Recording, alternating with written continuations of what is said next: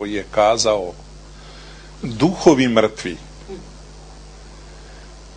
koji ostaju sami za sebe pa se bunkerišu poslije svaki 40-50 godina provale i naravno tada se dešavaju opet zla. Ako hoćemo da se ne desi zla, istina mora doći na stol, istina mora doći na vidjelo. Da je taka istina došla 47., 50., 60. ko zna koje godine i da kazano ko je u Sanskom mostu izvršio zločin.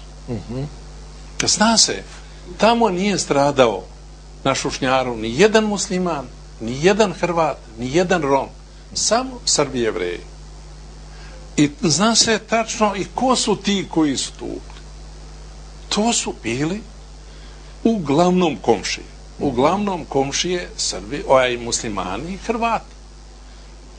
Da je to bilo sankcionisati, da je to došlo na vidjelo, da su to ljudi na kraju shvatili, vjerujem i suočili se sa tim.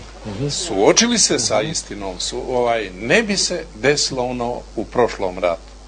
I mišljenje mnogih ljudi koji izučavaju tu problematiku je sasvim jasno. Ako hoćete da se zločini ne ponavljaju, oni se moraju objelodaniti. Za zločine nema oprosta i što je vrlo važno,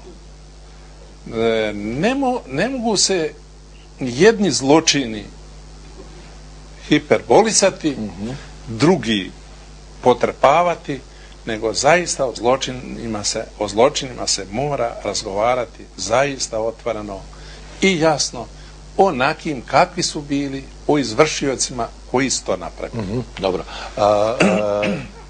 Mihajlo, kako se vlast u Sanskom mostu danas recimo odnosi prema Šušnjaru?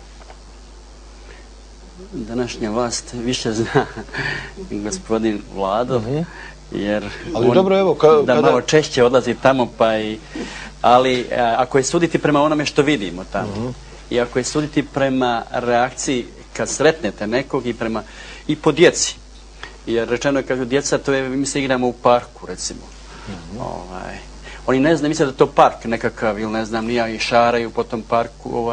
Tamo nalazi se jedan spomenik od Lima koji je napravljen 70. godina, mislim da ni autor ni sam ne zna šta znači. On zapravo valjda simbolično nekakvu buktinju, ali niko nikad tu buktinju ne može prepoznati u tome. Mislim, veoma, gotovo da ne, sve što se čini se sa naše strane odavde iz Banja Luke, odnosno ljudi koji bi trebali tamo od Srba, a od lokalne vlasti, bar da pokažu minimum nečega, bilo bi dobro. Gospodin Lukić, isto pitanje. Pa paste, treba otići, snimiti onaj spomenik, pročitati ona imena na njemu, vidjeti kakav je taj odnos i okolo, pa će sve biti odmah jasno kakav je odnos prema Šušnjaru. Reći vam još nešto, mi prošle godine, bolje rečeno negdje prije godinu dana, došli smo da uredimo malo Šušnjar i mi smo tamo dočekani nevjerovatno, ružno. Valjda su mislili da smo mi tamo došli da ih provociramo. Nasuprot, mi smo došli da ono pokosimo, počistimo, da posadimo čemprese okolo, da pripremimo ogradu gdje nema, da se uredi onaj lim i tako dalje. I tek su valjda kasnije vidjeli da nama ne pada na pamet da tamo ikoga provocira. Međutim, provokacija došla sa druge strane. Poslije, ne znam, izvjesnog vremena, hodže iz Sanskog mosta došle su da klanjaju mrtvima, a ja bih rekao, oni su došli da klanjaju mrtvim Srbima i Jevrejima, jer tamo drugih nema. Kao žrtvama antifašističkog terora, odnosno fašističkog terora, a oni su antifašisti. I da ne pričam dalje šta se sve dešavalo, to govori da zaista nekome je stalo da Šušnjar de facto nestane, kao što imamo primjera i na drugim mjestima, i zato je udruženje Sanjana, Sanska ognjišta, opština Oštra Luka i još jedan znatan broj ljudi doprinio da se Šušnjar ipak koliko toliko uredi. Naravno ima tamo još mnogo posla. Jel samo vi brinete o tom mjestu, znači udruženje?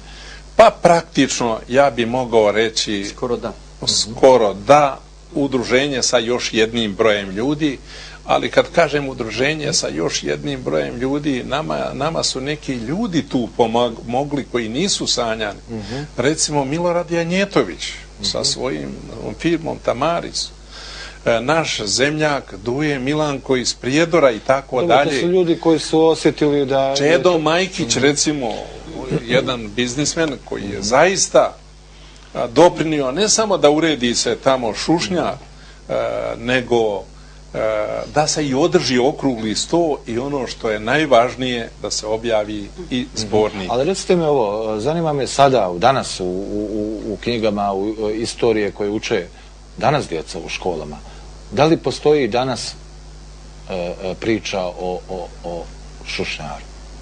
Ja moram reći, ja sam malo daleko od osnovne škole, sa tim, jer sam predavao na drugim školama, da tako kažem, pa nemam tog pregleda, ali iz onoga što vidim iz kontakata sa djecom, tog teksta tamo po svoj prilici nema. O Šušnjaru se skoro ne bi ni znalo u posljednjih 10 ili 15 godina da nema onog književnog susreta Šušnjar. Oni kad se održavaju, onda se skupe pjesnici, odrađe se pomeni, o tom se tih dana priča o Šušnjaru. Nastavit ćemo u tome, samo mislim da imamo nekog na telefonskoj liniji. Dobro večer. Dobro večer. Izvolite. Vinko iz Prijedora. Pozdravljam vas i vaše goste i sretan sam kad se nešto kaže o Srbima. A molio vas da jednu takvu emisiju uradite o Kozarcu, o zajednicama. Šta je uradite tu od Srba? Hvala. Hvala vama. Tu sam htio, Mihajlo, bit će emisija Kozarca, evo samo da vam kažem. Vi ste izdali knjigu, Boro Kapetanović je pisao stihove, govorili smo o tim književnim susretima.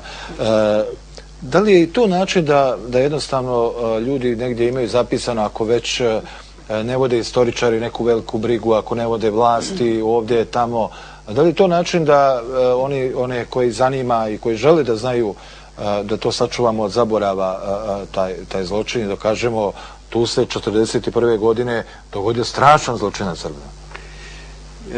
Ako ništa drugo, bar se pomene jednom u godini dana kad se održava ta manifestacija, onda se lijepo kaže zbog čega se ona održava i šta je njen cilj, odnosno razlog održavanja i tako dalje, tako da se pomene Šušnjar. Pa onda se zaboravi, jer pazite, dželati više, vrijeme kad su trebali odgovarati dželati je prošlo. Dobro. Dakle, nema više ko odgovarati za njega.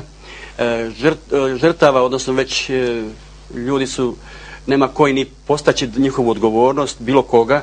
Dakle, sad je vrijeme da odgovara istorija. A sad istorija je metafizička kategorija, dakle, ali onaj ko nasljeđuje tu istoriju, onda bi morao da odgovara, recimo.